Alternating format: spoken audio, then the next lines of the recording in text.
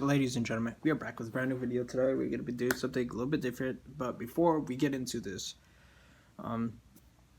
hit the like button, go to the right corner, and hit the notification bell so you never miss any of my videos. Also subscribe and comment down below in my videos. And first thing I want to say is I made a brand new gaming video.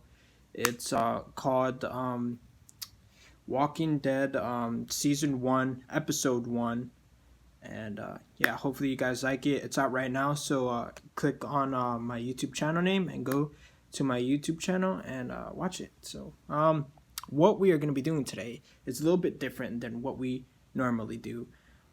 We're going to be looking at Disney theories. Now, if you guys know me, I'm a big Disney fan. Like, I love all Disney. So we're just going to get into some Disney theories that might be true or might not. So let's... Writing's not that easy, but Grammarly can help. This sentence is grammatically correct. So if you guys like these videos, go ahead and subscribe, hit the like button, comment down below. We'll see you guys who live in a frozen wasteland and a man who only wears loincloths have in common. soon. Turns out a whole lot more than you think. In an interview with MTV, Frozen director James Buck confirmed that Tarzan, Anna, and Elsa are actually siblings. He explains that the girls' parents were on their way to a wedding across the sea, but their ship crashed and they washed up on an exotic island. After surviving, they picked up their socks, had a new baby, built a sick treehouse, and ended up getting eaten by a leopard. Some people just aren't built for adventure. Dang. Adding to that theory, we think that the Little Mermaid also fits into this story. Remember when Really? she's sleuthing around a ship trying to find things to add to her collection of human trash? We believe this is the shipwreck from the boat the King and Queen of Arendelle were on. We know that Frozen is set in Norway, and that the Little Mermaid is set in Denmark, so it makes sense that their ship would have crashed near their homeland. We're just happy that she doesn't find a couple skeletons to add to her assemblage of thingamabobs. Another familial link that we would like to argue is that Ariel and Hercules are related. Really? We even dusted off our books of Greek mythology to solve this one. As we know, Hercules is the son of the almighty lightning slinger Zeus. If you take a look at the Greek family tree, you'll notice that Zeus's brother is Poseidon, and Poseidon's son is Triton, aka the king of underwater CrossFit. This means that Hercules and Ariel are actually first cousins. Dang, I didn't even know that. Alright. Aladdin is set in an ambiguous time period. While upon first glance, the movie seems like it takes place in the past because of the dated garb. Everyone is also making pop culture references. When the genie starts impersonating Arnold Schwarzenegger and Jack Nicholson, we know for sure he's a modern man. But here's the rub. When he's released from the lamp, the genie says he's been trapped for 10,000 years. Meaning the film must take place 10,000 years after the Terminator came out. I'll be back. Meaning it can't be set in the past. So if all of this is true, that means humankind can look forward to a future where there are flying carpets. Nice. In Beauty and the Beast, we learn that a prince is turned into a beast because an enchantress believes there was no love in his heart. While we think that she deduced this because he didn't let her into his home while the weather was horrible out, we believe there may be more to it than that. Fans have argued that the enchantress was in love with the beast, and instead of blocking him on Instagram or writing a strongly worded letter, she decided to go ahead and just curse him. Definitely an effective and underused method. Everyone in The Incredibles I did not looks like even know they that. could have walked right out of Mad Men, but with a cape. What the heck? The mix of 60s style and new technology makes for a world that is recognizable, but full of juxtapositions. We believe that this world is existing in an alternate universe in which humans have created new technologies at a faster rate. Cool. Don't believe us? The movie's producer, John Walker, confirmed that this was director Brad Bird's vision. It allows the movie to feature a retro style while still delivering some pretty super technology. Dang. Have you ever wondered why all of the vehicles and cars have different accents? Sure, it could be a classic case of a machine-based melting pot, but in an interview with creative director Jay Ward, he explained that there is a reason. Ward says that each car absorbed the accent from their last owner, essentially mimicking them until the end of time. Cool. In the same interview, he claims that the cars got rid of all humans. So not only does it help explain the plethora of different accents, but also helps prove Cars is set in a far future where human life has been obliterated. Dang. This place is crazy! Remember in WALL-E how he finds a little plant amongst the heap of human trash? We think it looks an awful lot like the tree that sustains life for the colony of ants in A Bug's Life. In I both knew films, it. Humans are no longer living on Earth. In A Bug's Life, we see remnants of human life when Flick goes to the Big Bug City, yet we don't see the people themselves. This could be Earth beginning to rebuild itself after the help from our favorite robot, WALL-E. Sorry, C-3PO, you didn't save planet Earth.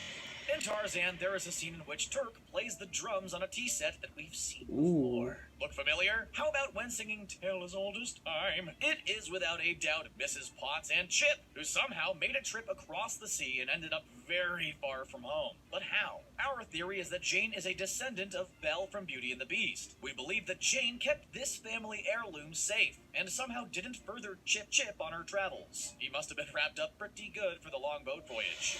Dang. This theory suggests that Inside Out I had no exists in the idea same any of universe as these Monsters, Inc. Fans have were suggested true. that Bing Bong was appointed to be Riley's monster, just like I mean, they could be true, and some of them could be fake, because that's the whole point of the theory. Most of them are true. Most of them could be true, but most of them could be fake, so...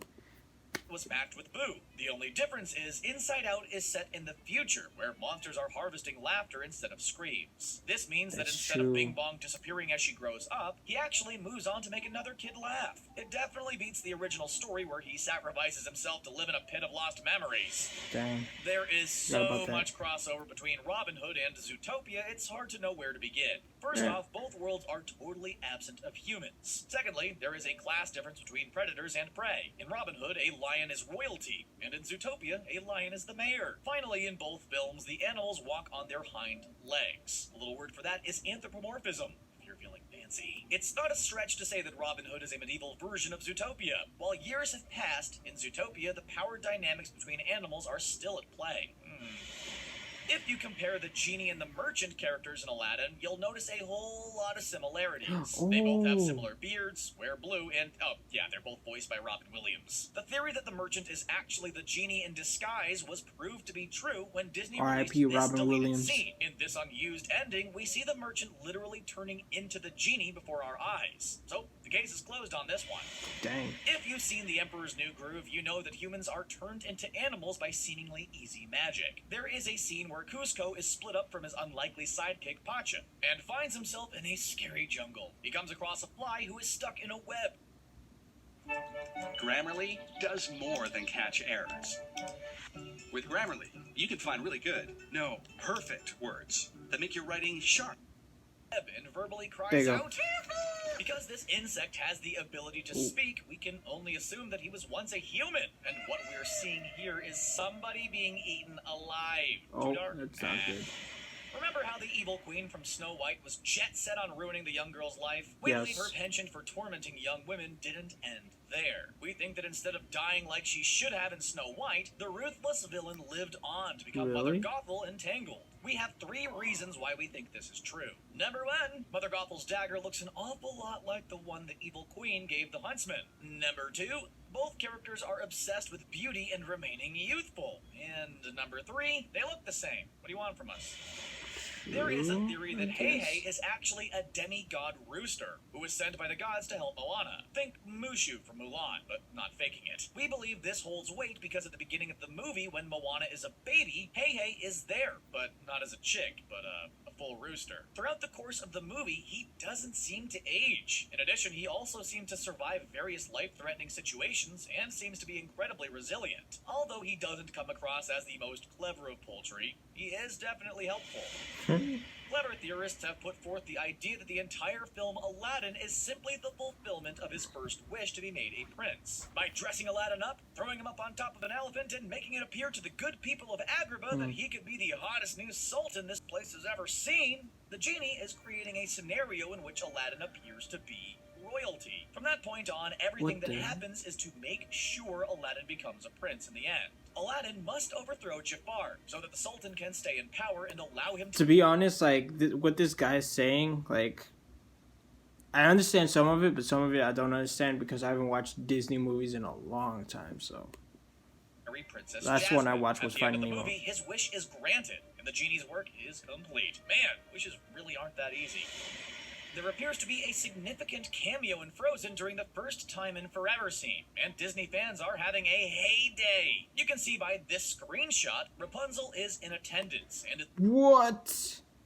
Oh, I knew that was gonna happen. visiting Arendelle for Elsa's coronation. Because the 3 girls look very similar and possess magical powers, we believe that they could be related, and maybe even cousins. It's possible that when King Agnar and Queen Iduna went abroad on the ship, they were heading to Rapunzel's wedding. As we know, that's one event that they should have probably skipped. One thing that is never discussed in Frozen is how Elsa got her powers. According to the first draft of the movie, the wacky little leader of the Stone Trolls was supposed to explain how Elsa got them due to a specific alignment between Earth and Saturn. Apparently, she was born on a specific day and time that imbued her with the ability to make an ice palace for herself and write the catchiest song of 2013. Well, now we know. Our final theory is about where Jessie came from in Toy Story. As we know, she was abandoned by her previous owner, which left her incredibly traumatized. When we take a closer look at her memories, we can see an image of Jessie lying on a bed that looks like it's from the 70s. And next to her look at is a the hat. cowboy hat. We see Andy wearing this same exact cowboy hat when he's playing with Woody. Coincidence? Fans have suggested that it was Andy's mom who was the original owner of Jessie, and therefore will never be forgiven and will forever be known as the toy abandoner. Thank you for tuning in for this new theory talk. Is there anything... That changes everything. Okay, well, hopefully you guys like this video. Go ahead and subscribe, hit the like button, comment down below, and yeah, if you want more of these, go ahead and subscribe, hit the like button, and we'll see you guys next time. Bye.